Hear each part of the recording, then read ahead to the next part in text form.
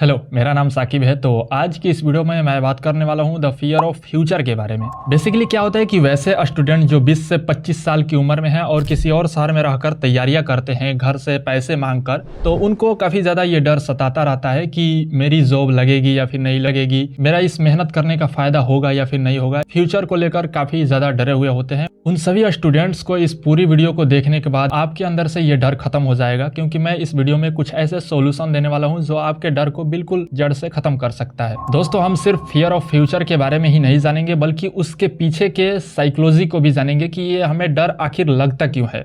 तो शुरू करें। हार्वर्ड यूनिवर्सिटी की एक रिसर्च कहती है कि हमारी 85% चिंताएं उन चीजों के बारे में होती है जो कभी सच होती ही नहीं। यानी हम उस भूत से डर रहे हैं जो हकीकत में है ही नहीं। आदि मानव के दौर से ही हमारे अंदर एक खतरा मौजूद रहता है, यानी आने वाली चीजों को लेकर काफी ज्यादा डर महसूस होता रहता है। जैसे आदि मानव के दौर में क्या था कि शेर से डर लगता था उनको कि कहीं शेर ना आ जाए, हमें खा ना जाए। लेकिन अभी जो डर है वो इस बात के लिए है कि हम सक्सेस होंगे या फिर नहीं, हमारी जॉब लगेगी या फिर नहीं। तो ये जो डर है ये आज ही नहीं है, बल्कि बहुत ही पहले से ही चला आ रहा है। तो इसको लेकर इतना भी ज्यादा टेंशन लेने की जरूरत नहीं है। इसके सॉल्यूशन के आइए कुछ स्टेप जानते हैं जो आपको इस डर से बिल्कुल फ्री कर देगा। मैं आपको एक एग्जांपल से समझाता हूँ। इस वीडियो में इस गेम को देखिए। इस गेम को किस तरह से खेला जा रहा है। ये जो गेम खेल रहा है उसको नहीं पता है कि कौन सा रूल गिर जाएगा और उसे रोकना है। ये बिल्कुल प्लानिंग के ऑपोजिट है। लेकिन क्या होगा अगर यही चीज प्लान कर दी जाए कि सबसे पहले ये रूल गिरेगा, उसके बाद ये गिरेगा, तो उसके बाद ये गिरेगा, तो अक्सर लोग इसको पकड़ पाएंगे और इसमें जीत हासिल कर लेंगे। लेकिन इसमें कोई प्लानिंग नहीं होती।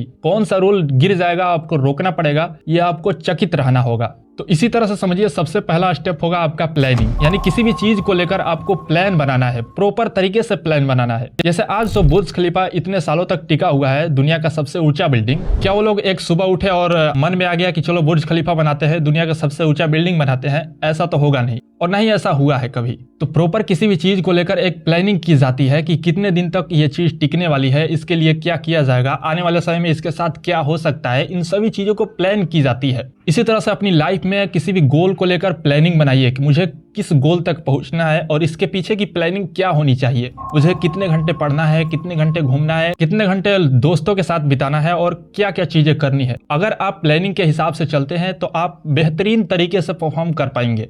अब दूसरा स्टेप है द पावर ऑफ नॉलेज। दोस्तों, मैं सभी लोगों को यही सलाह देना चाहूंगा कि आप किताबें पढ़िए। मैंने एक वीडियो में बताया भी था कि आपके पास जो भी समय बचता है जिस पर आप मोबाइल में लगे हुए रहते हैं, उन समय में आप किताब पढ़ा कीजिए। आप जो फोन में वीडियोस देखते हैं, अगर आपको लगता है कि ये वीडियोस से मुझे नॉलेज मिलती है, या फिर इंस्टाग्राम रील से किसी को लगता है कि मुझे नॉलेज मिलती है, तो वो नॉलेज वो किताब से ही लेकर आपको देते हैं। तो अगर आप किसी चीज के बारे में स्पेशल नॉलेज लेना चाहते हैं तो वो किताबों से लीजिए। दुनिया के सबसे अमीर रह चुके आदमी जो बिल गेट्स, आज भी साल के 50 किताबें पढ़ते हैं।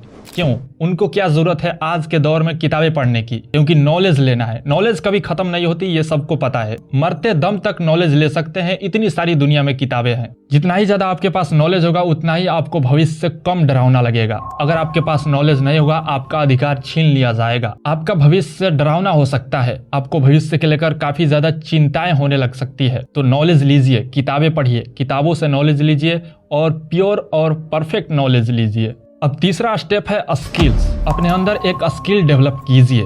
एक नहीं, मैं तो कहूंगा कि आप 10, 15 और 20 स्किल डेवलप कीजिए। एक एग्जांपल से समझिए। अगर आप अंधेरे में घूमने जाते हैं रात को, अकेले जाएंगे तो बहुत ज्यादा डर लग सकता है। 2 लोग के साथ जाएंगे तो थोड़ा सा कम डर लग सकता है। 3 लोग 4 लोग हो जाएंगे तो और थोड़ा सा कम डर लगेगा। लेकिन क्या होगा अगर आप बारात लेकर पूरा चले जाएं उस अंधेरे में, तो आपको इतना भी डर नहीं लगेगा, थोड़ा सा भी डर नहीं लगेगा। क्यों?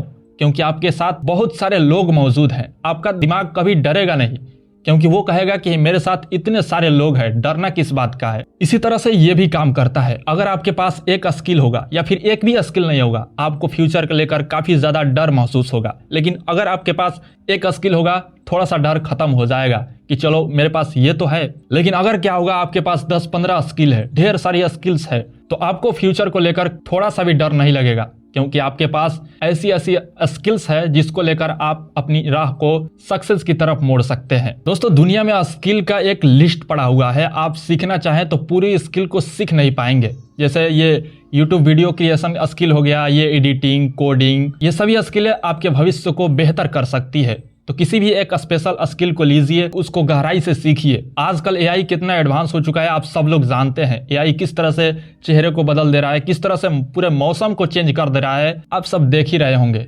तो एआई से रिलेटेड कोई स्किल सीखिए, ये आपके लिए बहुत ही बेहतरीन होगा। अगर कुछ भी नहीं है तो वीडियो क्रिएट कीजिए, कैमरा उठाइए और वीडियो बनाइए। कैमरा नहीं है तो वॉइस ओवर कीजिए, ये भी एक स्किल है, तो शुरू कीजिए। और ध्यान रखिए, ऐसा स्किल सीखिए जिसमें मार्केट की आपको जरूरत हो, न कि आपको मार्केट की जरूरत हो। उम्मीद है आप समझ रहे होंगे। तो उठिए, योजना बनाइए, यानी प्लानिंग कीजिए, नॉलेज लीजिए और किसी भी स्किल को सीखिए। ये अगर आप कर लेते हैं तो आपके अंदर द फियर ऑफ फ्यूचर यानी भविष्य को लेकर चिंताएं खत्म हो जाती है। और हाँ, अंत में बस इतना ही कहूंगा कि भविष्य कोई एक ऐसी चीज नहीं है जिसका इंतजार किया जाए, यह वो है जिसे आज ही बनाया जाता है। बहुत बहुत धन्यवाद।